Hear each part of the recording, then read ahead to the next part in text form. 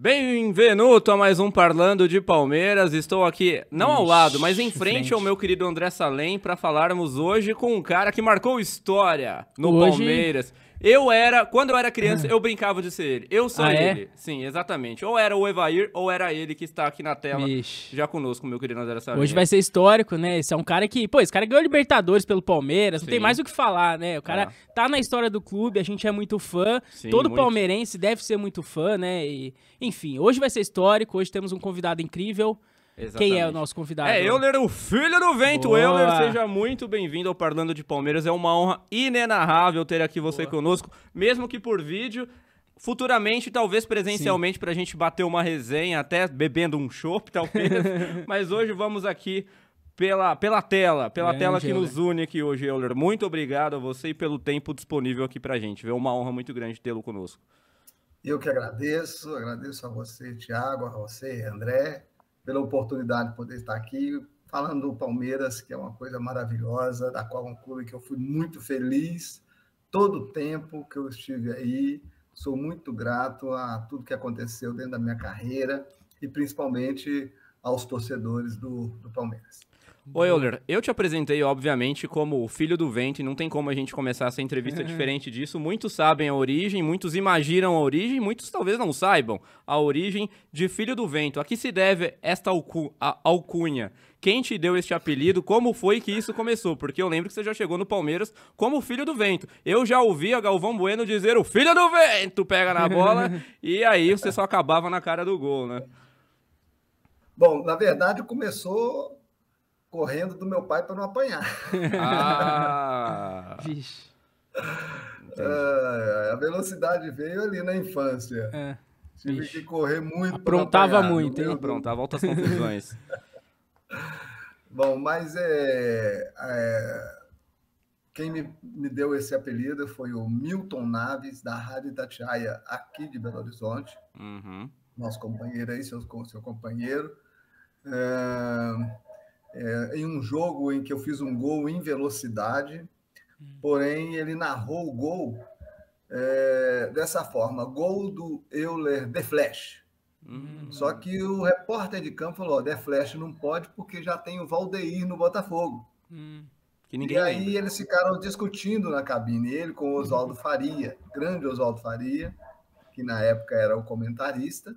Aí eles ficaram, mas ele fez um gol mais rápido que o vento, parece até o Filho do Vento. Aí quando ele falou Filho do Vento, o Oswaldo Faria, então, disse a ele: pode continuar que o apelido Euler é Filho do Vento.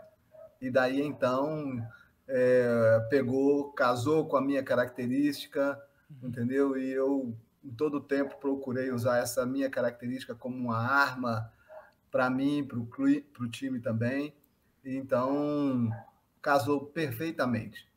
Hoje eu tenho até uma escola registrada com esse nome, Escolinha de Futebol Filho do Vento, e um projeto social também muito bacana, onde eu trabalho aqui em Belo Horizonte com meninos no futebol, cerca de 50 meninos, também com esse nome, Projeto Social Filhos do Vento. Então, eu sou muito grato aí, porque Deus colocou esse apelido certinho aí para o Milton Naves passar. Loja de ventilador e ar-condicionado você nunca teve? Não. Tem até uma loja aqui chamada Vento, mas não é minha, não. É do seu pai, né, a loja Vento. E, Euler, mas você sempre gostou, você já gostou do apelido logo de cara? Ou de início você não gostou muito? Ou pra você sempre foi tranquilo esse apelido logo de cara? Não, gostei. André, na época, você tinha muitos apelidos, né? Os atletas recebiam muitos apelidos. E você era conhecido, e ainda sou conhecido como Filho do Vento, né? Verdade. Por todos esses dessa geração. Me conhecem muito mais como Filho do Vento do que como eu, né? É até engraçado quando você está na rua para a nova geração, porque os pais ficam assim para os filhos dele: aqui, meu filho, é o Filho do Vento, filho do... Aí eu falei para os meninos: filho de quem? Filho de quem? Mas realmente era uma época em que você era conhecido por apelido, né? A geração atual, o mosquito não quer ser mosquito, papagaio não quer ser papagaio, e ninguém quer ter apelido mais, né? É nome, sobrenome, pode, né? Terceiro nome, né? Hoje... E nem pode. Então. Nossa, mas tá bom. É uma época boa. Sim. Época boa. Ô, Euler, você chegou no Palmeiras em junho de 97, né? Foi o Felipão que te trouxe? Porque o Felipão também chegou no meio de 97. Quem que pegou o telefone e falou, não, Euler, vem aqui que a gente tá com um projeto bacana, a gente quer conquistar a América, a gente quer ser campeão da Libertadores, depois quer ser campeão mundial aqui no Palmeiras. Porque quando você veio pro Palmeiras, o Palmeiras já tinha colocado fim à fila, né, de 93 ali, depois engatou o título em 94, foi campeão em 96 também com um time bastante histórico. Ganhou tudo menos a Libertadores. E faltava muito a Libertadores, e né? a Copa do Brasil também. Isso foi usado pra te seduzir no momento da conversa. Quem é que te chamou? Provavelmente, talvez tenha sido o Brunoro, imagino eu, mas aí você vai falar. E se houve realmente isso de que a Libertadores era o grande chamariz pra você ter vindo pro Palmeiras?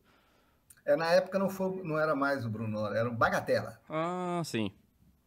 Mas eu recebi uma chamada do presidente do Atlético Mineiro e fui a uma reunião com ele e ele disse que eu já estaria vendido para o Palmeiras, que haveria o interesse do Palmeiras e que a proposta era boa, isso e aquilo, e que muito interessava ao Atlético e que eu estava livre para poder conversar com o pessoal do Palmeiras. E o Bagatella estava como um representante da Parmalat e o Lapola do Palmeiras, aqui em um hotel em Belo Horizonte. E aí, então, eu fui encontrar com os dois. Só que antes de eu conversar sobre possibilidade de contrato, essas coisas todas, o Bagatella disse que o Felipão queria conversar comigo. Eita! E então ligou para o Felipão, e aí, então, conversei com o Felipão. E, assim, muito bacana, porque as palavras do Felipão foi que ele estava chegando no Palmeiras com um projeto de 3 anos. Dentro desse projeto, um planejamento para que pudesse ser campeão da Libertadores e disputar o Mundial, nesse período de 3 anos. Passava aí por uma conquista antes, né, para que ganhasse vaga. Sim. Era uma época em que só ia no Campeonato Brasileiro, você não ia só metade tinha dos times, vaga. né, igual hoje. Hoje tá fácil para Libertadores. Antes não, né, Euler? Oi? Hoje tá fácil para Libertadores. Antes não, né? Sim, sim, não. Antes era só, naquela 97 era só o campeão. Nem o vice ia. Era Sim. o campeão da Libertadores e o campeão da Copa do Brasil. Sim. Tanto que nós fomos vice-campeão Brasileiro. do Brasileiro. Verdade. E o Vasco acabou tendo o direito de disputar porque foi o campeão. E só conquistamos a vaga em 98 pela Copa do Brasil, campeão em cima do Cruzeiro. Sim. Sim. E então, assim, então o Felipão disse, só que jogar Libertadores é muito importante ter um jogador de velocidade, tanto em determinados jogos para entrar jogando, quanto para poder ficar no banco e entrar depois, e eu queria contar com você, entendeu? E então eu não tinha dúvida nenhuma. Projeto, entendeu? Um planejamento de 3 anos, e você poder jogar Libertadores e com grandes possibilidades. O Felipão era um ganhador da Libertadores, então não pensei 2 vezes não em... Foi contratado para isso, né? Exatamente. Mas então deu... foi por um projeto mesmo. Mas o que deu errado nesse seu primeiro ano que você ficou alguns... Se é que deu errado, né? Mas você ficou alguns meses e saiu desse projeto do Palmeiras, sendo que o treinador queria contar com você queria fazer parte desse projeto, o Palmeiras queria você nesse projeto que duraria 3 anos, como você falou, só que em alguns meses você vai pro Japão. Você que quis sair, o Palmeiras quis te vender, o que aconteceu que você... Ficou alguns meses, você não concluiu de início esse projeto de 3 anos, depois você retorna, mas de início você passa alguns meses e vai pro Japão, né? Só antes, Euler, você foi comprado, não sei se você lembra o valor, mas eu acabei lendo a notícia, antes de falar com você, que você foi comprado na época por R$2 milhões em 97, que era muita grana. E o Palmeiras ainda emprestou 4 jogadores pro Mineiro. Então, quer dizer, você foi contratado a peso de ouro, né? O que aconteceu aí? Sim, na verdade, não houve falha nenhuma. Foi realmente tudo um projeto. Eu explico. Eu termino o ano, eu chego, ganho a confiança do Filipão, jogo, vamos para a final contra o Vasco, né? Termino o ano jogando, né? Só que a gente não conquista.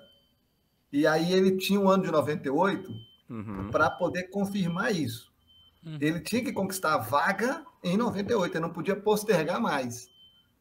E aí a Parmalat, então, começa a fazer contratações. E o Filipão me chamou e falou assim, olha, eu estou trazendo Paulo Nunes e ele vai jogar. Ele vai ser o titular. Mas eu preciso de você jogando. Eu preciso que você esteja jogando. E nós vamos conseguir um clube para você voltar, porque nós vamos conquistar a vaga da Libertadores e em 99 eu quero você aqui para a Libertadores. Então a sua saída já estava prevista que você voltaria em 99. Exatamente. Então já estava tudo programado para eu poder dar continuidade em estar jogando, entendeu? Já que ele iria utilizar muito mais o Paulo Nunes como titular, né? E possivelmente eu iria jogar pouco, e diante do que ele precisava para 99, era importante que eu continuasse jogando como titular. Foi por isso que, através de amigos dele, eu acabei indo para o Verde Kawasaki no Japão. E já sabendo que iria voltar. Só que aí eu volto, André, machucado. Eu tive a lesão em agosto, eu tive a lesão de ligamento cruzado lá no Japão e voltei para poder fazer a cirurgia e recuperar no Palmeiras. Só que mesmo assim o Filipão conversa comigo e ainda assim ele diz, olha, pode recuperar tranquilo que eu vou precisar de você na Libertadores. Você ainda vai ser importante para mim na Libertadores. Eu preciso de você. Então, recupera, faz tudo que tem que fazer, dedica o máximo para poder recuperar bem, porque a Libertadores é forte. Eu preciso de você forte. O homem é bom. E foi o que aconteceu. Só que eu ainda tive um outro contratempo, porque quando eu volto no meu primeiro coletivo, eu lesiono o ministro. E bem próximo de confirmar a lista da Libertadores. Isso já em 99. Isso já em 99. No meu primeiro coletivo, eu lesionei de novo, tive que fazer uma nova cirurgia. E ele novamente falou assim, olha, não tem problema. Ainda confio que você vai recuperar bem. Nossa. E aí vem o fato engraçado, porque na hora de escrever, ele me chama e fala, só tem uma 24. Nossa. Eu falei, é essa mesmo.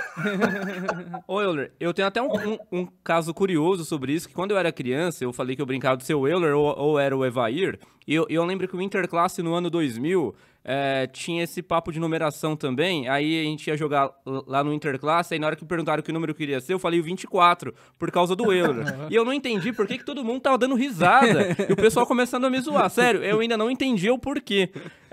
Pô, eles não gostam do Euler? Eu não entendi. Então, como é que foi? A gente tá falando de 99, há quase 25 anos atrás.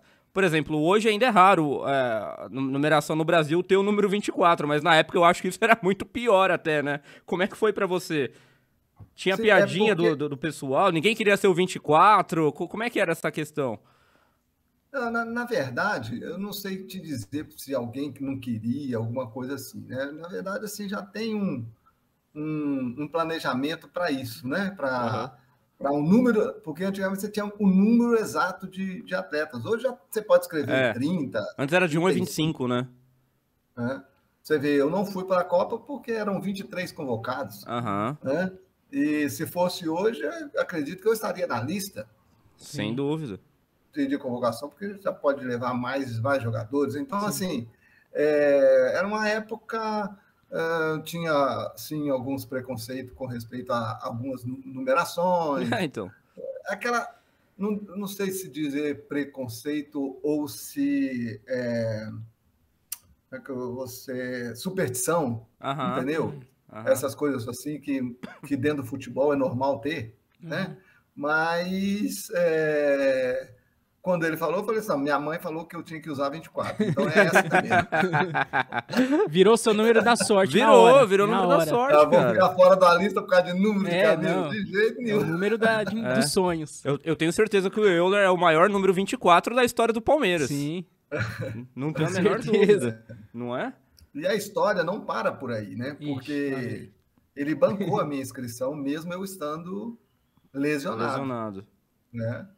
E eu retorno, inclusive, num jogo de extrema importância, que foi o grande jogo do Palmeiras contra o Flamengo, né? E eu fiz os 2 gols. Da Copa do Brasil? Da Copa do Brasil. Nossa. Você volta nesse jogo? É isso? De lesão? Isso, e aquilo ali para mim foi... Na verdade, eu tive um jogo antes, que foi... quando tinha aspirante. Não sei se você lembra, o Campeonato Paulista tinha aspirante. Sim. Né? E o Palmeiras jogava também aspirante. E eu joguei no aspirante uma partida, não lembro onde foi, não sei se foi o Presidente Prudente, alguma coisa assim. E aí, não, acho que foi Americana. Vixe, travou. Opa. Euler travou. Travamos. Vixe, será que caiu a conexão? Será? Será que cortaram? Voltou. Você tinha travado. Voltou. Então, mas oficialmente foi esse jogo, Palmeiras e Flamengo da Copa do Brasil, 4-2. Então vamos falar desse jogo, né? Já que você já citou. Eu acho, Euler, sendo sincero, eu acho que esse jogo deve ser o jogo que eu mais vi gols depois, assim, até hoje, às vezes eu pego pra ver gols antigos do Palmeiras, eu vejo os gols desse jogo. Eu acho que aquela virada do Flamengo faz o Palmeiras vai ganhar de 2 gols de diferença, era a quarta de final da Copa do Brasil.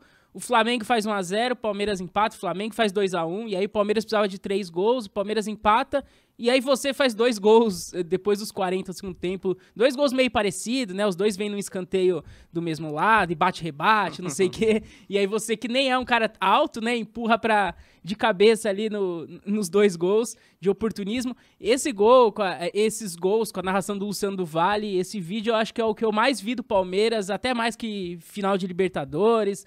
Esse jogo realmente é muito marcante. Como que... Você lembra claramente como que foi, assim... Pô, vocês estão 2-2, vocês estavam perdendo, né? Precisava de 2 gols. Como que vocês tiraram motivação? Tipo, ainda dá? Era o Filipão na beira do campo? Era vocês ali? Vocês sempre acreditaram? Em algum momento vocês acharam que não dava? Você lembra de algum bastidor disso? Como que foi depois disso? Você lembra de algum bastidor? O que você pode contar desse jogo aí? Então, André, na verdade, não é um fator só, né, que fez esse jogo virar um vídeo motivacional da internet. Sim. Um desses fatores, eu posso te dizer que é a minha confiança. Eu estava tão confiante de que ser um jogo que eu estava predestinado a fazer algo diferente, que a gente estava perdendo de 1-0, e eu fui para dentro do vestiário pegar mais uma camisa, conversei com o roupeiro, falei assim, olha, me dá mais uma camisa, eu vou entrar com 2 camisas, porque eu vou fazer o gol da vitória. Boa. E vou jogar o gol da classificação, na verdade, e vou jogar uma camisa para a torcida. Nossa. Então, e chamei o Sérgio e falei assim, vai ser minha testemunha, viu, Sérgio, do que eu estou te dizendo aqui. E estava no banco junto comigo, e aí já no início do segundo tempo, o Felipão me colocou, aí empatamos 1-1, 2-1 para o Flamengo, empatamos de novo 2-2, e aí eu fiz o terceiro. No que eu fiz o terceiro, era o gol da vitória, mas ainda não era da classificação. Sim, precisava de mais um. E aí eu fui para poder pegar a bola, o Paulo já tinha ido para dentro, pegou a bola, voltamos, e quando eu fiz o segundo gol, que aí era 4-2, não tive dúvida nenhuma em poder na galera, tirei minha camisa, só que saiu as 2, o Rinaldo, você vai tomar cartão, você vai ser expulso. Põe a camisa, eu falei, tô com 2 camisas, é uma só. E aí eu tirei uma camisa e joguei para a torcida, né? Então, assim, eles são vários fatores. O fator da torcida acreditar até o fim, você vê que a torcida não saiu do estádio, né? A confiança do Filipão, as mudanças do Filipão de que realmente a gente poderia fazer algo. assim, a total confiança, né? Porque você tira a gente de trás e põe para frente, é um risco ainda maior, né? E ele correu o risco. Então, todos esses fatores, dentro de campo você sentia que poderia acontecer algo diferente, e aí foi à medida que a gente ia fazendo o gol, a gente ia tendo mais confiança. Então, foram todos esses fatores aí que acabou culminando aí para esse jogo histórico, como você diz, um vídeo que na internet hoje é um vídeo motivacional. Serve de inspiração mesmo. E que serviu para nós também esse jogo. Sim. Porque você vai lembrar também, ainda teve a figura do Enzo na arquibancada chorando, né? E tudo isso, os Filipão, na semana seguinte, já levou o Enzo lá no CT do Palmeiras, porque a gente já tinha jogo de Libertadores. Contra o River, né? Eles tinham perdido então, assim, o primeiro jogo uma semana antes. Exato. E então foi feito um vídeo motivacional com tudo isso que eu estou colocando para você. E a gente fazia o aquecimento lá dentro do palestra, né, que a gente não aquecia no campo, a gente aquecia lá na sala de aquecimento. A gente fazia o aquecimento sobre o hino do Palmeiras e esse vídeo motivacional, contendo toda isso, a história que eu contei para vocês. Inclusive até mostrando que a gente tem que acreditar até o fim. Sim. Né? Em Libertadores é isso. Vai dar alguma coisa errada e você precisa passar por cima, acreditar na virada, acreditar que as coisas podem acontecer, até o juiz apitar o final do jogo, tudo pode acontecer. Então, por isso que realmente esse jogo ficou marcado e hoje na internet é um grande vídeo motivacional. Euler, eu queria que você pontuasse um pouquinho antes da gente continuar falando de 1999, a sua passagem pelo Japão, porque você já volta muito bem do Japão, embora lesionado, mas você voltou voando quase literalmente, né? E aí, como é que foi essa sua passagem pelo Japão? Você ficou reticente em ir para um mercado onde o nível era menor que o futebol brasileiro? E como é que você, na hora que você chegou lá, tudo diferente, língua diferente, alimentação diferente, nível diferente, futebol não é a mesma coisa, como é que você lidou com isso? Como é que foi a negociação com o clube que você foi para lá e o que você encontrou ao desembarcar no Japão? Olha, nada disso não foi dificuldade.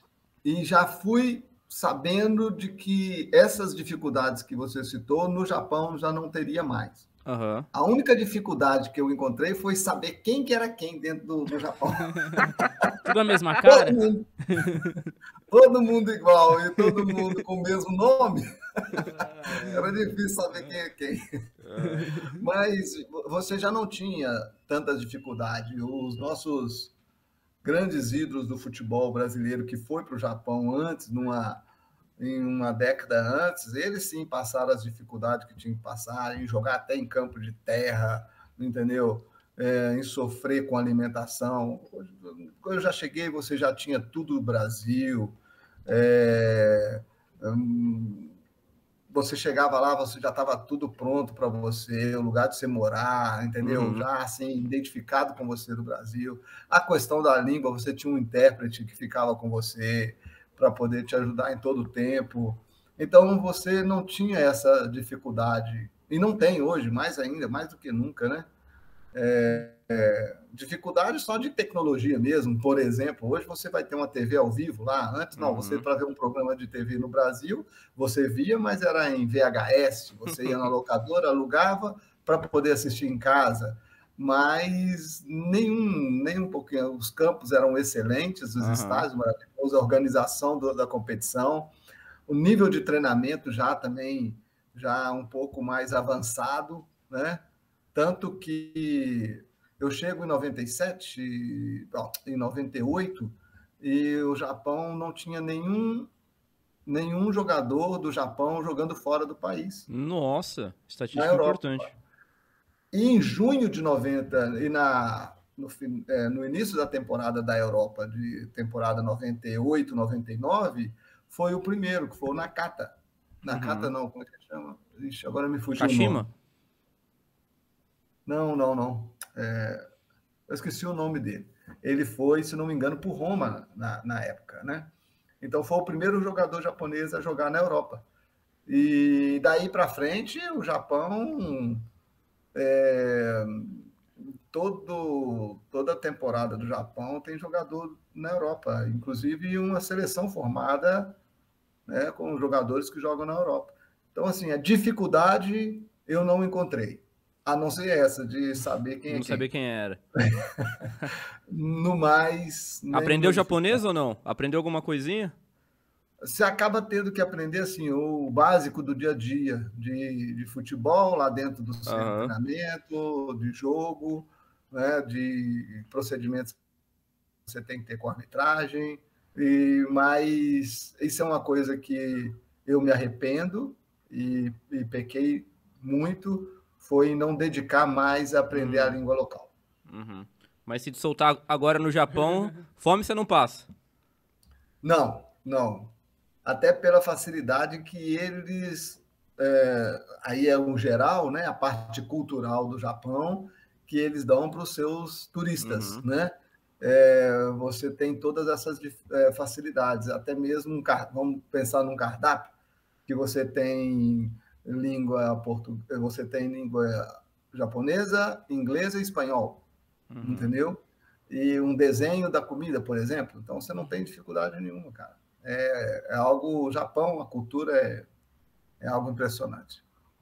Tava pronto para ir para a Copa, então, de 2002, né? Porque verdade. sabia tudo do Japão já, né?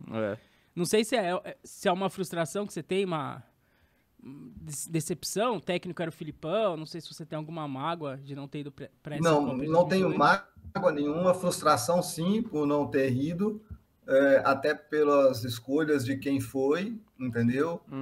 E no seu lugar, né? No meu lugar, no caso. Mas mágoa nenhuma, pelo contrário, eu sou muito grato. Olha a história que eu acabei de contar para vocês, que não acaba aí, ela vai até o pênalti final da Libertadores. Sim, depois vamos chegar lá.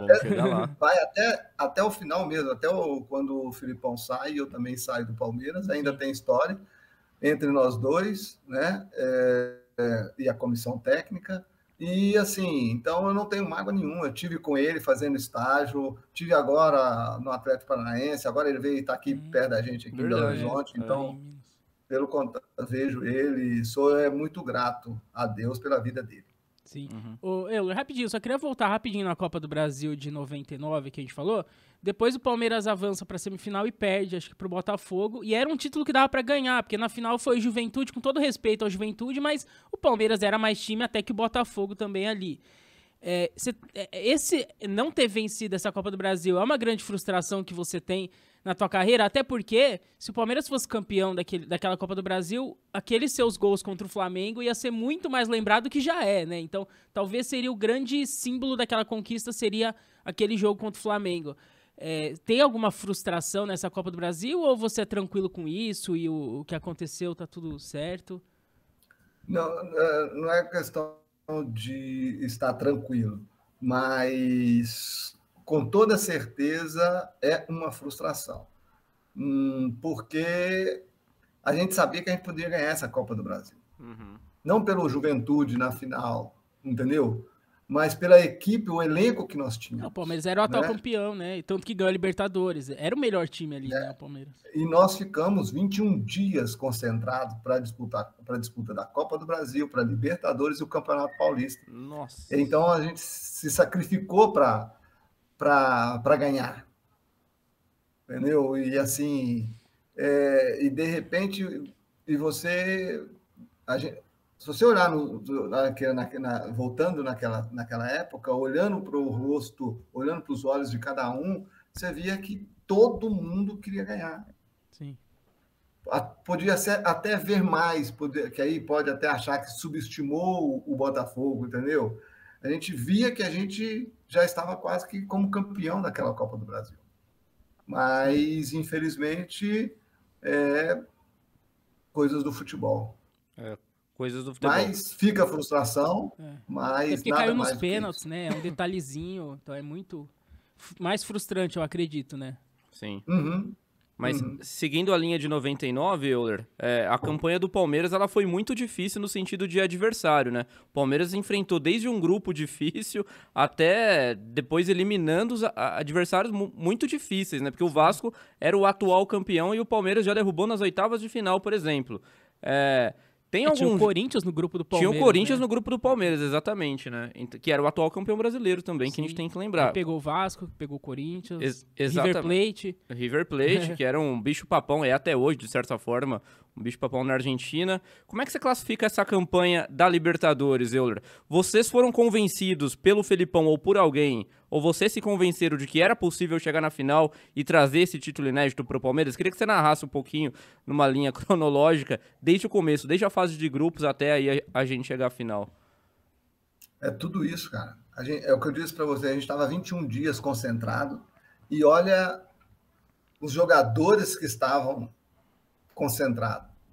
Jogadores campeões mundiais. Sim. De seleção, entendeu? Grandes ídolos do futebol. E alguns deles no banco, né? Incluindo eu no banco. Só que a gente estava ali com o objetivo. A gente tinha esse objetivo. E junta tudo. Todos é o que eu falo. Nada é separado. Tudo tem um fator essencial. Nada é isolado. E você via que todo mundo queria muito ganhar essa Libertadores. A preparação do Filipão, entendeu? E você via assim que, mesmo você estando no banco, você não estava com raiva do treinador, porque você via a honestidade dele, não tinha entendeu? Ego. Que ele estava tentando o melhor, o que ele queria também era ser campeão, ele poderia errar, entendeu? Então você vê que ninguém saía chateado para uma substituição, você não via. Aquele time tinha o Evair no banco, o Evair que já era um ídolo do clube, né? E você tem uma ideia aí, o Evair, Galeano, cara, então assim, são vários fatores que fazem uma equipe conquistar o objetivo. O fator do Palmeiras estar há muito tempo, quer dizer, muito tempo não ter ganhado ainda a Libertadores. Sim. Então, você focar vamos focar nisso aí, a gente precisa dar essa alegria ao torcedor, entendeu? Vamos ficar marcado na história do Palmeiras.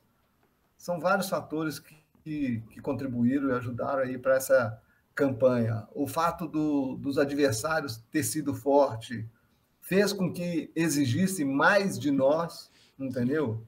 Muito mais de nós. Você vê, você ganhar de um Vasco, daquele Vasco, atual campeão da Libertadores. Exatamente. Entendeu? E ser eliminado pelo Botafogo numa Copa do Brasil. Então, o adversário faz você ficar ainda mais forte. E a gente tinha isso com a gente, meu amigo. Se a gente perder fora, a gente recupera em casa, porque a gente tem um outro fator predominante, fator campo. Uhum. Né? Não era fácil jogar no antigo Palestra, naquele 8 tipos de grama que tinha ali naquele campo. Entendeu? Mais o fator da torcida. Sim. Os gandulas. Jogava junto. Você entendeu? Então, Sim. assim, e você, para entrar a gente chega no estádio, para você ir para o vestiário, já de cara você tem que passar por um corredor de torcedores. Responsabilidade, entendeu? Responsabilidade, os caras já gritando no seu ouvido, tem que ganhar, que não sei o quê, senão não vai sair daqui. Então, assim, tudo isso fez parte aí dessa campanha maravilhosa, entendeu? Ganhar de grandes equipes, ganhar bem, entendeu? E cada partida que você passava, cada etapa que você passava, mais confiança você tinha e mais a gente vinha o sonho chegando e aí que você dedicava mais ainda. Ô, Euler, eu tenho a impressão, vendo essa Libertadores de 99 tanto tempo depois, me corrija se eu estiver errado, pode até ser que eu esteja errado, porque o Palmeiras passa pelo Vasco, depois pelo Corinthians, pelo River Plate, e na final enfrenta um Deportivo Cali. O Deportivo Cali talvez tenha sido o adversário mais fácil ou menos difícil que o Palmeiras tem enfrentado nessa trajetória de mata-mata na Libertadores. Como é que vocês sentiam o Deportivo Cali na época? Que informações que vocês tinham e que dificuldades que vocês encontraram que talvez não esperavam? A maior dificuldade que nós encontramos foi emocional. Uhum. Entendeu? Embora você tinha os jogadores experientes, grandes jogadores com grandes títulos em bagagem, entendeu? Mas agora é a final e a parte emocional ela é predominante para isso acontecer. A gente sabia que a gente perdendo para o Deportivo Cali lá fora, a gente revertia em casa. Uhum. Entendeu? E a gente jogava assim, e jogou assim, entendeu? Só o seguinte, não vamos dar margem de gols para eles, não, entendeu? Que aí pode dificultar em casa. Aí entra o fator emocional. Então, assim, quando nós saímos de lá comemorando a derrota de 1-0. Louco, né, pensar? Sério, nós sabíamos que em casa a gente ia reverter esse placar. Não sabíamos que ia ser tão difícil, entendeu? Mas é o que eu digo para você, muito mais no fator emocional, não menosprezando, nem desprezando aí o Deportivo, que fez a sua parte, entendeu? Nos deu um susto, inclusive, porém a gente sabia que a gente ia ganhar. O susto ficou mais pelo fato de ter levado para os pênaltis, de ter ido para os pênaltis, entendeu? Tanto que, olha, que aí vem mais uma das histórias minha com o Felipão, porque o jogo estava acontecendo, de repente há uma substituição do Alex, que é um dos cobradores de pênalti oficial. Depois o Felipão resolve fazer outra substituição para me colocar, e aí quem ele tira para eu entrar? O Arce, o principal cobrador de pênalti. Eu lembro disso. Nossa, eu xinguei muito o Felipão nessa substituição, viu? Ele passa o Rogério pra direita. Ele passa o Rogério pra direita e tira o Arce. Até o Casagrande, eu tava vendo a transmissão, ele xingou o Felipão. E em seguida, um desastre. Que a gente perde o maior cobrador de pênalti expulso. O Evair expulso. Que foi o Evair. Então a gente tem 3 cobradores oficiais, os melhores, fora da disputa.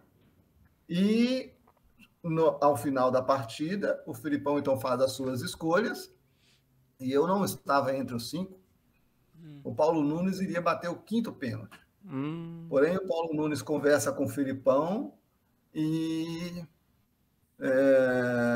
o Felipão então me chama e fala para mim assim: lembra que eu te falei que você ia ser importante para mim na Libertadores? Meu Deus do céu. Arrepia isso, cara. Que loucura. Agora é a hora. Vai bater? Eu falei assim: bato, com toda certeza. Paulo Nunes arregou, é isso ou não? Eu ia arregar também. Não sei, é o que eu digo, o fator emocional conta muito, cara. A perna estava pesada. Você não está confiante. Às vezes ele, não sei, uma dor no joelho, uma dor no tornozelo, entendeu? Um cansaço, porque correu pra caramba durante todo o tempo. Todos, né, na verdade, sem exceção, a gente tinha que reverter um resultado, a gente tinha que estar o tempo todo batalhando, perdemos um jogador, então tinha que correr dobrado. Então, algumas coisas podem ter acontecido. O Felipão me chama, eu falei assim, então vamos embora. É agora, se é agora, vamos agora. E o seu pênalti foi o mais bem batido, né, Euler? Bateu certinho na bochecha ali, né? Na verdade, é o seguinte, cara, assim, ó, eu não fechou o olho e chutou. Fala aí. Dentro da semana, eu treinei pra caramba. Eu treinei porque eu sabia que eu ia entrar no jogo.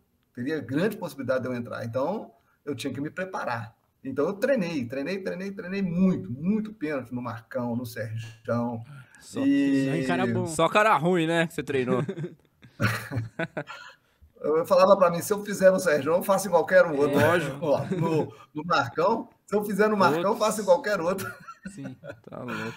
Mas assim, eu tinha convicção no meu pênalti batido, chapada, do lado esquerdo do goleiro.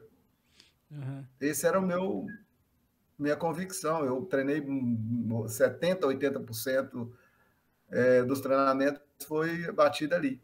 Só que dentro da parte, como eu era o quinto, eu estava observando do Daniel e vi que ele estava saindo nos pênaltis.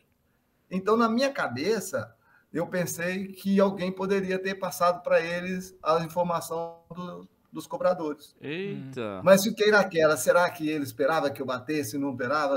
Será que era dos que saíram? Aí eu fui convicto da seguinte forma, se eu errar, eu tô lascado. Simples assim já, né? Não, eu saí do meio de campo já pensando no como eu iria bater. Bato, não bato, como é que eu vou fazer? E eu coloquei a bola e no momento em que eu coloquei a bola, eu fiz uma oração e disse para mim mesmo que eu iria ver a saída dele, entendeu? A mexida dele. E eu iria bater no canto que ele, porque eu estava convicto ali. Mas no momento em que eu fiz a posição do pé para a batida, eu olhei para ele. Quando eu olhei para ele, eu vi que ele botou o pé direito primeiro. E quando coloca o pé direito primeiro é que vai para o outro canto. E aí eu só virei o pé. Entendeu? Então eu vi que ele ia realmente sair para o canto e aí eu virei o pé. Quando ele botou o pé direito, eu falei assim, vai no canto. Eu fiquei o tempo todo observando. Entendeu? A maneira como ele saía para o pênalti, para quem ele sabia que ia bater. Então, assim, eu fui usando muito mais a parte técnica, entendeu? Do que emocional. E deu certo. Graças a Deus deu certo. Né? E aí confirmou aí o que o Filipão, aquela que o Filipão falou desde de quando me ligou. Você ainda vai ser importante para mim na Libertadores. Né? E deu certo. Nesses pênaltis, o Zinho começa batendo e ele erra, né? O Palmeiras erra o primeiro pênalti e o Cali vai errar os dois últimos só, se eu não me engano. Tem como manter a calma, assim, você conseguiu manter a calma porque você era o último, então assim, você ia bater o pênalti decisivo. Então já tem um nervosismo a mais nisso aí. E aí o Palmeiras começa a série errando. Então assim, isso já mexe com o teu psicológico ou não? Você conseguiu manter a calma ali, a concentração de que vai dar tudo certo? Ou já rolou um pessimismo ali, putz, ferrou? Qual que foi a sensação quando o Zinho perde o primeiro pênalti? Foi tudo isso aí, André, tudo isso. Só que por etapas. Por exemplo, à medida que o Zinho errou, e o goleiro foi no canto. Então, fiquei observando. Primeiro pênalti, as coisas ainda podem mudar, tudo pode mudar, entendeu? Então, você fica ali, tecnicamente, observando o que está acontecendo para você tomar a sua decisão, a sua melhor decisão. Né? No momento em que eu saio do meio de campo até pegar a bola, é o que você falou, só pensamento negativo. Entendeu? Na sua cabeça só vem coisa se eu errar, que o próximo bater, acertar, essa torcida vai me matar, como é que vai ficar minha família, entendeu? Como é que eu vou ser meu futuro? Aí você fica pensando tudo isso ali nesse pedacinho de campo aí que você meio... Por isso que eu queria que mudasse isso aí, hein? Podia encurtar mais. É muito longe, né? Eu saí, ficar esperando no meio de campo, ficar um pouquinho mais ali na intermediária. Para ver se pensa um pouco menos. Mas aí depois pegar a bola, aí você já tem que realmente estar preparado para a sua escolha. Né? Então eu fiz uma oração, porque eu achei que como evangélico, eu também acho que ajuda, entendeu? Eu fiz uma oração, fiquei tranquilo, entendeu? Fiquei ali parado, pensando e analisando que hora que eu iria olhar para ele, né? Então foi isso. Não é fácil. Rapidinho, só falando do Palmeiras atual, ele sofre muito com disputas de pênalti. Você deve acompanhar aí como torcedor, mas o Palmeiras é sempre eliminado em disputa de pênalti, a gente já não tem esperança nenhuma. E você agora deu uma aula de combater pênalti, Você falou que você tem que olhar o deslocamento do goleiro e ir observando os movimentos do goleiro. A gente vai mostrar esse vídeo pro elenco do Palmeiras. Você falou que você treinou muito, você falou muito da parte psicológica, você falou de reza também. Você consegue entender por que o Palmeiras atual tem essa dificuldade com pênalti? Você acha que precisa treinar mais? É a questão psicológica só, os caras treinam, falta reza um pouco, ou sei lá, falta essa malícia de observar o goleiro. Você consegue fazer essa observação de longe, você que jogou bola e já bateu muito pênalti, inclusive pênalti decisivo? Então, mas aqui, ó, é difícil, não é uma receita de bolo. Entendi. Mas o primeiro fator é você treinar. Você tem que treinar muito. Esse é o principal, você não pode ir ali depois do treino e brincar de bater 3 pênaltis. Não, tem inclusive que ter disputa. Então, antigamente, por que nós não temos hoje um cobrador de falta? Porque acaba o treino, você não tem, nenhum jogador mais pode bater 20 faltas. Sim. Entendeu? Para treinar. Porque vão tirar ele dali porque ele vai correr o risco de machucar. Então, não vamos ter cobrador de falta. Sim. Entendeu? A mesma coisa são as penalidades máximas. Entendeu? Não pode ficar, você tem que treinar todo dia. O batedor de pênalti, ele tem que treinar pênalti todo dia, para que ele possa ter confiança, para que ele possa ter velocidade de raciocínio na tomada de decisão. Sim. Entendeu? Para que ele possa ter automatismo e assim mesmo não te garante. Por quê? Por causa da evolução do futebol, até mesmo dentro da tecnologia, porque os goleiros também hoje estudam, também treinam, entendeu? Sim. Até mesmo o apoio do seu pé pode transmitir para o goleiro o canto que você vai bater. Por que se hoje bate tanto pênalti no meio do gol? Entendeu? É mais difícil. Hoje o goleiro, ele não sabe, não tem posicionamento para a batida no meio do gol. Entendeu? Você pode ficar de lado e bater no meio, você pode ficar de frente e bater no meio.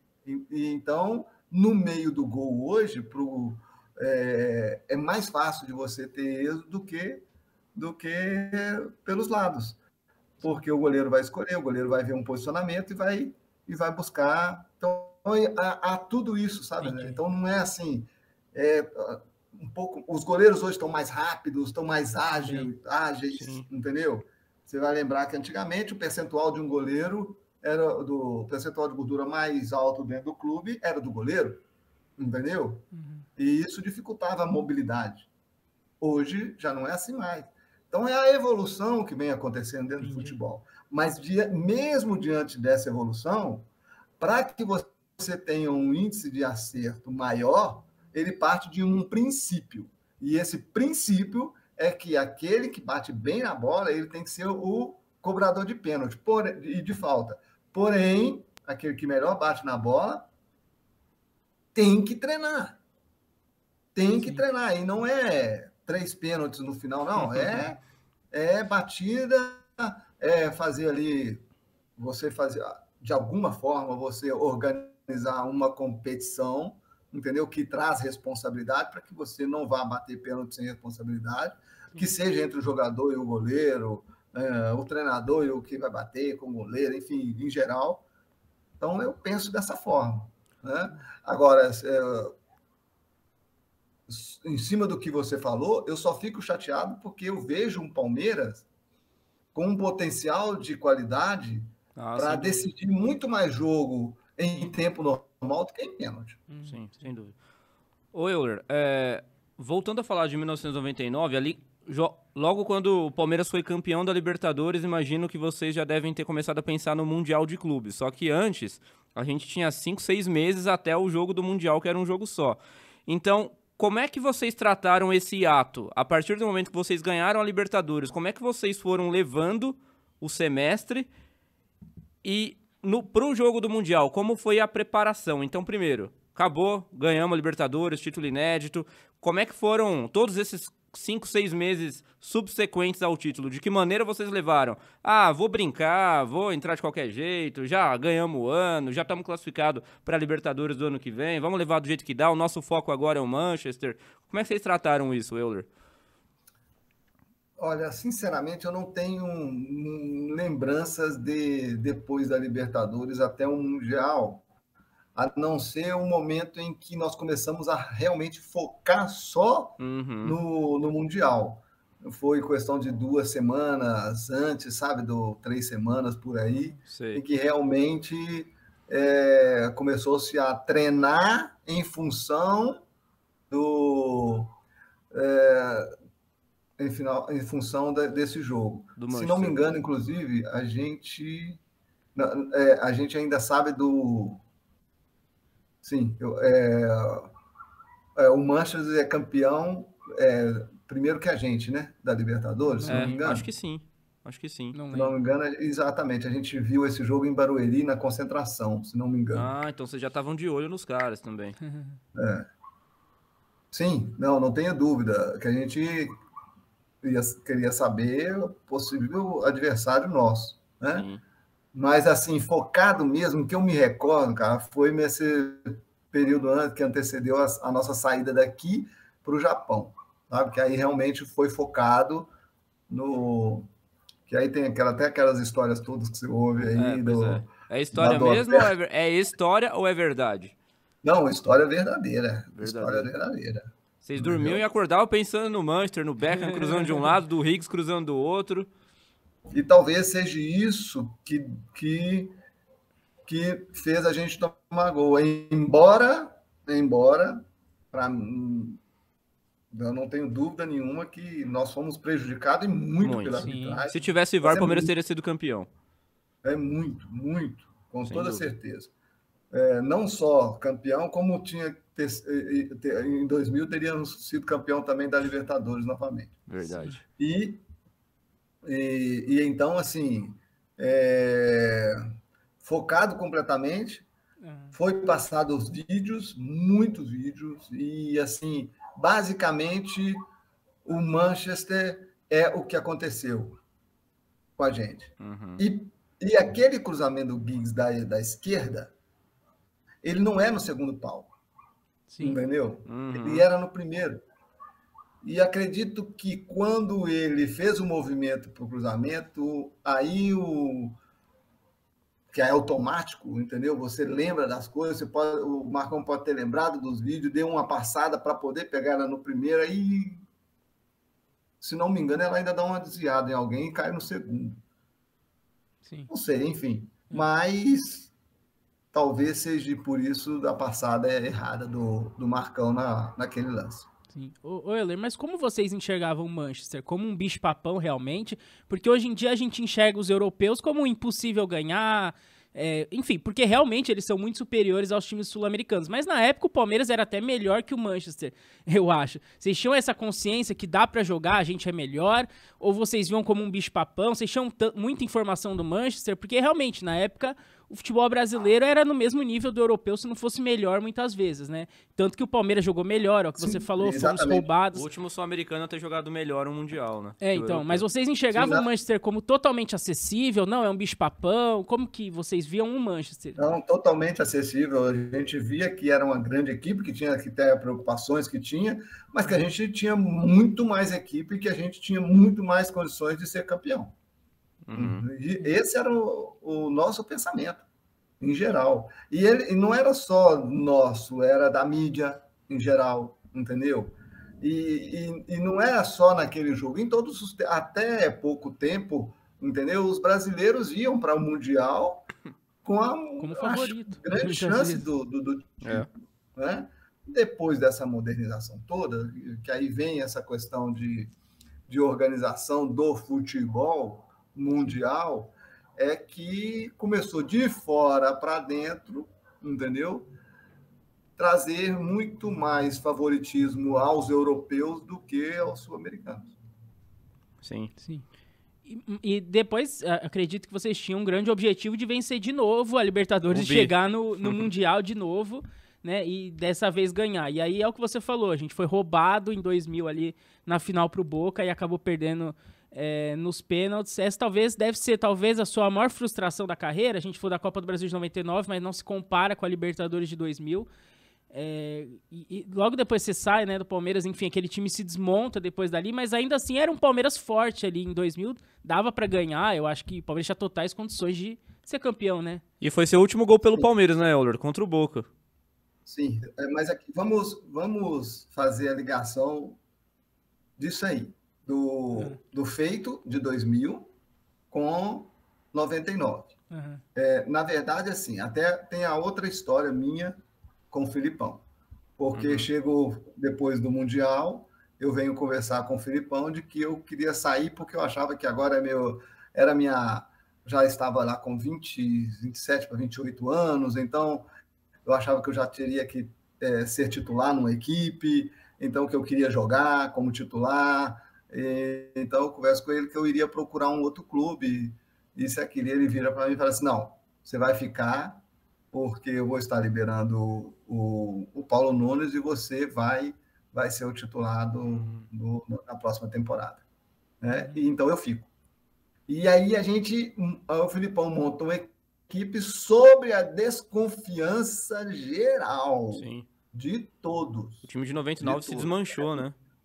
Vai lembrar que era uma reformulação grande e houve essa desconfiança de fora para dentro, é o que eu digo para vocês, né? Porque o futebol, esse favoritismo do europeu, ele foi construído primeiro de fora para dentro, entendeu? E essa mudança ela veio sobre a desconfiança de fora para dentro. E a gente batalhou muito para poder ganhar a confiança, cara. E ela foi conquistada aos poucos, mediante as vitórias que tivemos, para que pudesse realmente ter essa confiança, porque no início era nenhuma. Mas a equipe foi bem montada, na minha opinião, qualificada, entendeu? E taticamente. Aí você fala assim, na época, taticamente, porque para jogar eu de um lado e o Basílio do outro, entendeu? Você tem que ter uma equipe bem montada, taticamente dentro de campo, para você não sofrer. E aí trouxe um jogador que foi fundamental para que eu pudesse estar de um lado, o Basílio do outro, em determinados jogos. Primo do vento. Que foi depois. O Pena. Que foi o Pena. O Pena foi fundamental para isso acontecer. Primo do porque vento, ele era um jogador Pena. que ajudava muito a marcar. Sim. Ele dava o primeiro combate ali na marcação e aí soltava um pouco mais eu para um lado e o Basílio para o outro. Mas assim, e pouco a pouco fomos conquistando nossos objetivos, as vitórias, fomos campeão do Rio-São Paulo, com uma vitória espetacular sobre o Vasco da Gama, com o timaço, fomos chegando na Libertadores, pegamos o Corinthians e demos uma virada histórica. Também. E aí, Boca Juniors, o primeiro jogo, já marcamos nossa identidade, entendeu? O Boca, fenômeno de time, você tá louco, que é isso? Nossa, aquele foi o melhor Boca, né? Você empatar com o Boca lá dentro. Lá na Argentina. 2-2, um gol seu e um gol do... Não lembro de quem foi o outro gol. Não lembro. Não lembro. Mas um foi seu e o outro foi do... O outro não foi do Rogério? Do Rogério? Foi? Eu não lembro agora. Agora também eu não estou me recordando. Mas então, assim... E então foi pouco a pouco, cara, que nós fomos realmente conquistando aí o aval de todos, para que a gente pudesse ter o nosso valor. E aí mostramos essa Libertadores aí. O Campeonato Paulista, basicamente, a gente entregou mesmo. Não tinha peso. A gente estava focado, né, cara? E outro objetivo e pela desconfiança que tinha da gente, a gente ser campeão da Libertadores, nossa, 2 vezes seguidas aquela seria... famosa coisa. A gente queria calar muita gente, cara. Muita gente. Né? Eu tive o privilégio aí de chegar na final e ser cotado aí para ser um dos melhores da Libertadores. Então, assim, foi um ano mágico para mim. Esse ano 2000 para mim foi o melhor ano da minha carreira, disparadamente. A gente vai falar de um título que você ganhou sobre o Palmeiras já, mas antes disso, você ganhou esse Rio-São Paulo pelo Palmeiras, e que peso que teve essa conquista para você e para aquele time que era visto com desconfiança, Euler? Pô, foi 4-0, se não me engano, o último jogo contra o Vasco, né? Pô, foi uma vitória com V maiúsculo, né? Exatamente. Eu vou falar para você,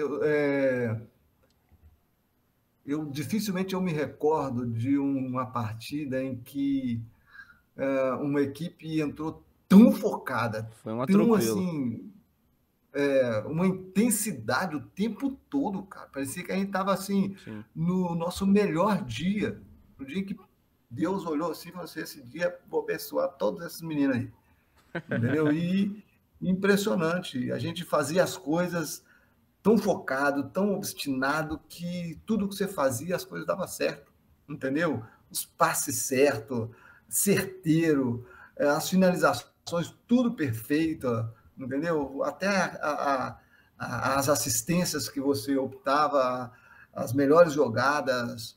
Foi um jogo assim que eu vou ser sincero para você, viu? Dificilmente eu me recordo de um jogo de 90 minutos jogado tão perfeito como nós jogamos. Foi o melhor jogo, então, do Palmeiras com você no time? Sim, que eu me recordo, sim. Caramba. Eu me recordo, sim. O Palmeiras e o Vasco, eles rivalizavam muito na época, né? A gente falou aqui da Libertadores de 99, o Vasco ganhou a Libertadores de 98, e quando você sai do Palmeiras, você vai pro Vasco. E tem um título muito emblemático que o torcedor do Vasco lembra até hoje, que é aquela virada épica sobre o Palmeiras no Parque Antártica em 2000, e você tava naquele time que era recheado de craques, né? Romário, Juninho Paulista tava, Juninho Pernambucano, Júnior Baiano, né? Eu acho também. Jorginho. Não, é um timaço, o Vasco era um timaço. Euler, o Palmeiras faz 3-0 naquele time de você. Seja sincero, vocês acreditaram, descendo pro vestiário, que dá pra virar? E foi roubado, hein? Foi roubado. Então, você sabe que é mais uma história aí, tá? Porque eu saio do Palmeiras para ir pro Vasco e eu saio com um contrato para voltar pro Palmeiras. Olha aí. Eu saio vendido pro Vasco, mas eu só fui vendido para o Vasco mediante a um empréstimo para jogar Libertadores. Porque antes de eu assinar com o Vasco, o Palmeiras conquista a vaga da Libertadores na Copa dos Campeões. Verdade. Lá no Nordeste. Sim. E aí, então, o Mustafa me libera para ir para o Vasco mediante a um retorno para a Libertadores de 2001. Entendeu? Estamos esperando, e eu jogo essa partida aí com... Estamos esperando você voltar, então, que é de 2001. Foi uma coisa de louco, cara. E eu também ficava sem saber. Eu saio para um amistoso Brasil e Estados Unidos lá com o Leão, era o treinador, me convocou para esse jogo. E aí eu recebo ligação, você já fica em São Paulo. E aí o Antônio Lopes, que era da delegação da seleção e também do Vasco da Gama, já falava, não, você não vai voltar, você vai voltar para o Vasco, já está definido, entendeu? E, de fato, aconteceu algo que foi justamente logo em seguida desse jogo, depois teve o Brasileiro, que nós ganhamos do São Caetano. Uhum. E aí o Mustafa era amigo do... Mustafa era amigo do Eurico Miranda. Amigaços. Até esse jogo. Amizade até a página 2, né? Até a página 2, porque quando o Alambrado caiu lá no São Januário... na Copa João Avelange. Que aí os clubes que votavam para saber se ia ter o terceiro jogo ou não, não sei se você lembra disso. Lembro. O Mustafa já tinha comprado os jogadores do São Caetano, não queria o terceiro jogo, por causa do risco de machucar esses atletas. Aí votou contra o Eurico. Aí o Eurico mandou me chamar na sala, pegou o contrato de empréstimo e rasgou na minha frente. Você não vai voltar para o... Temos aí o desfecho da história. E aí foi no meu lugar o Pedrinho. Você lembra do Pedrinho? Aí Sim, quem acabou indo para o Palmeiras, no meu lugar, foi o Pedrinho. E esse jogo aí, sem dúvida nenhuma, aí voltando na partida, André, realmente... Eu não sei se foi o André ou o Thiago que fez a pergunta, mas sem dúvida nenhuma, nós não acreditávamos numa virada. Embora a gente tinha um time massa, a gente sabia o time que a gente jogava as partidas sabendo que a gente ia vencer, que hora que a gente ia vencer, que hora que a gente vai... Mas nós fizemos um primeiro tempo que não foi ruim, mas o Palmeiras voou nesse primeiro tempo, entendeu? Podia ter feito 4, podia ter feito 5, né? Fez 3. Me recordo até daquele volante Flávio, falava umas coisas que não tinha Flávio nada Conceição? a ver. Não. Um outro volante chamado Flávio. Flávio, não sei como que era, enfim. E sei que ele chegou até humilhar jogadores do Vasco da Gama. Mesmo? O que ele falava? Não me recordo agora. Eu sei que a gente ficou com muita raiva. Não pode falar. Muita raiva. Foi culpa dele, mas, então. Assim, a gente vai para o intervalo e aí todo mundo calado. Eu não ia falar nada. Do meu lado direito, o Júlio Baiano. Do meu lado esquerdo, o Juninho Paulista. Na minha frente, o Romário, Jorginho. Vou falar o quê? Falar nada não, ficar quietinho aqui, senão ainda apanho ainda.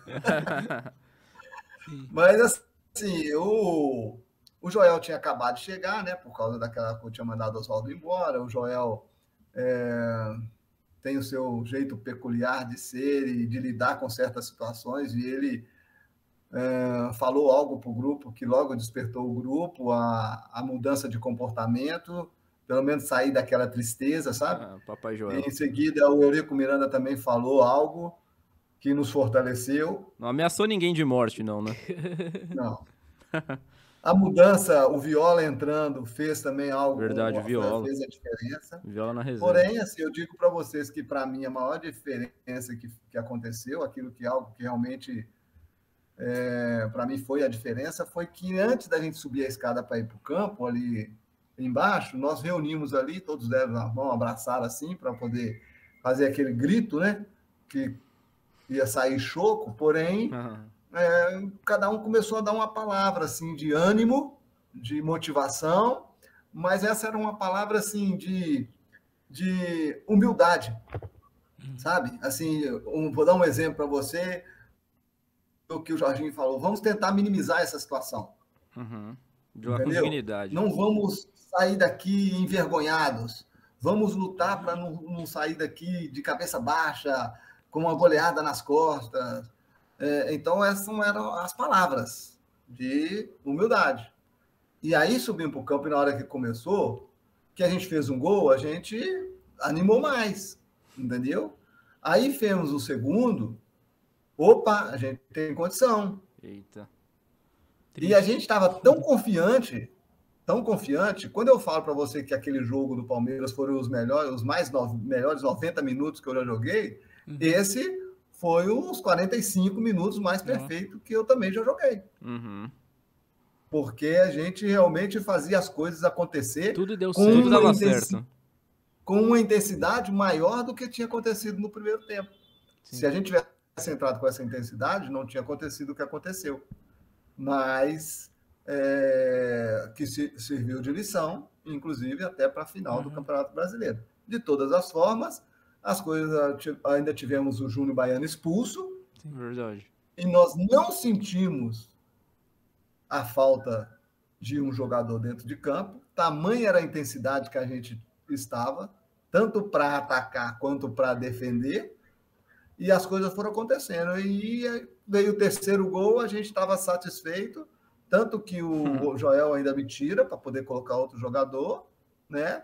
Mas... E veio a surpresa, porque a equipe não parou no 3-3, não se entregou àquele resultado, entendeu?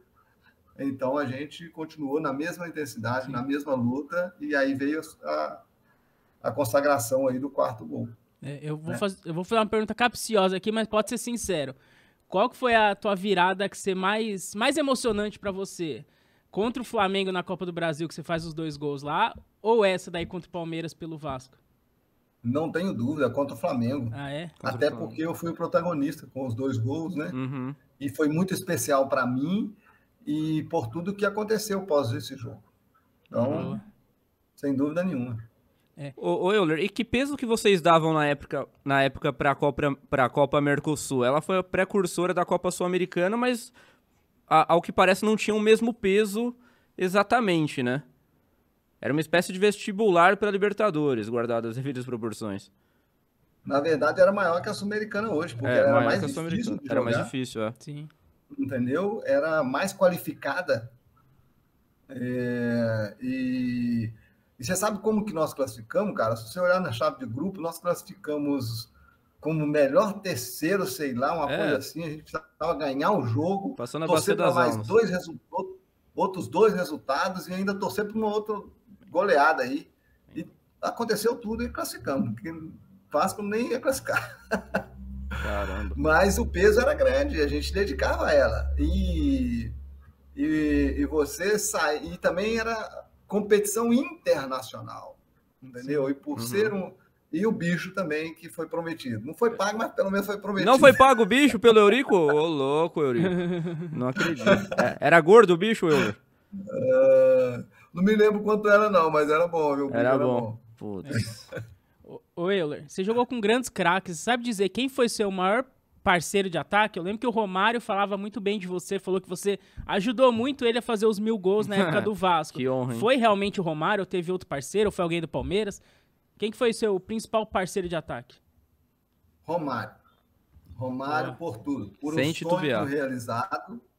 Eu nunca tive pretensão de ser artilheiro em clube nenhum, mas eu tinha uma característica minha e tinha uma ideia minha e tinha a pretensão de que eu queria fazer o artilheiro. Eu queria que todo aquele centroavante jogasse comigo, eu queria que ele fosse artilheiro. E numa época onde você tinha histórias de duplas, de grandes duplas de ataque, de meio, de zaga. Então, você era conhecido por duplas, essas coisas assim, sabe? Sim. E a gente foi conhecido como um quarteto fantástico no Vasco da Gama, até servir na seleção brasileira, eu, Juninho Paulista, Juninho Pernambucano e Romário. Nossa, então, eu queria... Era um sonho jogar ao lado do Romário. Eu queria fazer dupla com o Romário. Eu tinha comigo que a minha característica ia casar com a do Romário. E eu tinha comigo que eu queria ir para o Vasco para me rolar a bola para o baixinho, fazer seus gols, entendeu? E quando essa oportunidade surgiu, eu não pensei 2 vezes não, cara, porque era um sonho realizado, a ser realizado. E aí eu fiz dupla com ele, realizando o sonho, e de cara também poder jogar com ele na seleção brasileira. Euler, teve um zoom na época que o Romário podia jogar o Mundial pelo Palmeiras um jogo só. Não sei como é que era esse acordo exatamente, mas isso foi ventilado na época da imprensa. Você lembra disso? Tinha esse burburinho mesmo ou o pessoal tava viajando na maionese? Pô, Thiago, desculpa, eu não me recordo dessa... Não se recorda. Informação. Fake news dele. Fake news, O próprio Romário já chegou a falar, já vi entrevista. Às vezes pode ter sido, assim, ela de bastidores, né? E a gente não fica sabendo, e como não concretizou, aí que não pode saber mesmo. Aí teria ganhado com ele, hein? Então. Ô, Euler, nosso tempo aqui tá acabando. A gente tem algumas perguntas rapidinho aqui de membros do nosso canal que mandaram pra você, tá? Eu vou te fazer 2 perguntinhas só. Primeiro perguntaram aqui o porquê o apelido Filho do Vento, mas você já falou aqui no começo, então a gente já explicou. Aí o Albert Salem mandou aqui se o Palmeiras de 99 foi o melhor time que você já jogou da sua carreira toda. Olha, eu digo o seguinte, o Palmeiras de 99 foi o melhor elenco. Eu não era o titular absoluto, entendeu? Mas o nosso elenco desse Palmeiras aí foi algo absurdo, entendeu? E assim, pela qualidade, pela quantidade e também pela humildade de todos em prol de um objetivo que era conquistar a Libertadores. Não ia passar desse ano a Libertadores para nós. Você via nos olhos de cada um, no compromisso de cada um, no comportamento de cada um. Então, esse 99, Palmeiras de 99, nós temos um grupo, a gente aqui tem um grupo do Palmeiras 99, ativo e bem ativo. Legal. Então, assim, com todos dentro do grupo, muito bacana, entendeu? A união, ela existe até hoje. Então, assim, de elenco foi o melhor. De time, eu digo que o Vasco da Gama foi o melhor time, esse Vasco de 2000 aí. Nossa, aquele Vasco de 2000 era sacanagem mesmo, muito forte.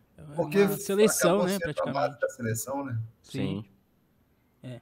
Boa, e aí a gente tem mais uma pergunta aqui da Eduarda Franco. Ela perguntou qual o momento mais marcante da sua carreira E se esse momento não foi no Palmeiras, qual o momento mais marcante no Palmeiras? Olha, eu digo o seguinte, eu tive momentos marcantes em todas as equipes que eu passei. Eu tive os melhores momentos da minha carreira em cada uma delas. Mas se falar do Palmeiras, não tem dúvida nenhuma que é o jogo contra o Flamengo. Não posso deixar também... Mais do que bater o último pênalti na Libertadores. O pênalti da Libertadores, né? Sim. Foi esses 2 momentos grandes, assim. Do Palmeiras, sem dúvida nenhuma. Ô Euler, eu vendo o replay do seu pênalti na Libertadores, eu tenho medo de uma hora eu ver ele não entrar, viu? Ele ia entrar. Eu digo o seguinte, eu até comemorei muito mais de alívio do que de felicidade. Eu imagino. Para ser sincero.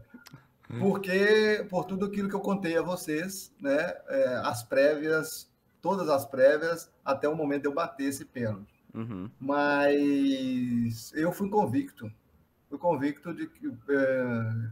De que eu não estava batendo um pênalti por bater.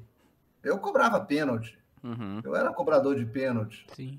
E nunca tive medo de cobrar pênalti, de errar pênalti e não ter medo pelo simples fato de que eu treinava. Uhum. Eu treinava muito, muito pênalti. Uhum. Euler, queria te agradecer imensamente pelo seu tempo disponível. Você era um cara que eu era muito fã quando eu era criança, eu brincava de ser você, e falar com você hoje, tantos anos depois, é uma realização de certa forma.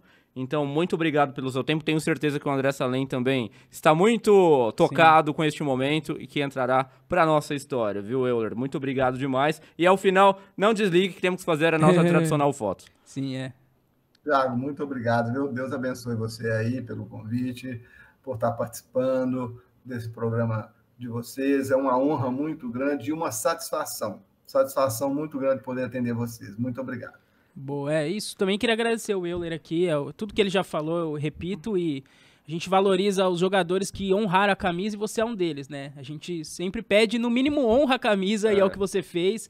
E aí, enfim, além de honrar, você ganhou títulos e isso muitas vezes é até secundário. Então, muito obrigado aí por tudo que você fez pelo Palmeiras e por ter topado conversar com a gente. Em breve marcaremos uma parte 2 aí. Ainda sobrou muita história, eu acredito, né? Esse cara aí jogou em muitos clubes. Então, é isso. Muito obrigado, Euler. E obrigado a todo mundo que assistiu aí esse papo. Se inscreva no nosso canal. Curte, comenta, compartilha o vídeo, ajuda nós, engaja aqui. Tem muitos outros convidados. Vire membro, né? Você pode fazer pergunta para os nossos convidados, como fizeram aqui para o Euler.